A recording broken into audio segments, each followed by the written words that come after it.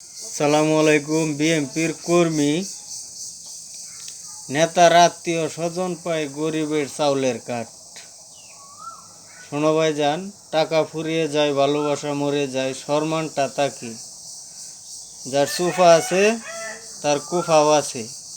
এবার ঈদে গরিব 10 কেজি চাউলের কাঠ পায় নাই। আমি প্রতিবন্ধী, এটা সবাই জানে। প্রতিবার ঈদে একটা 10 কেজি চাউলের কাঠ আমার বাড়িতে আসে। এবার আসে নাই। আমি কামাই করে মা বাবাকে খাওয়াই। রোজায় ঝালমুড়ি বেচতে পারি না, তবু বিএনপির কর্মীদের মায়া হলো না।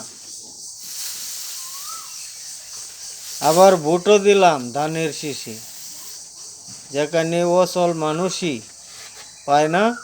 গরিব যারা চলতে পারে তারা কেমন পাইছে বুঝে নেন।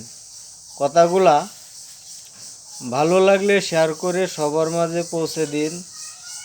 আর এই কারণেই নিজেদের দলের কোন দলের কারণে মোতাহার তালুকদার এমপি হতে পারেনি।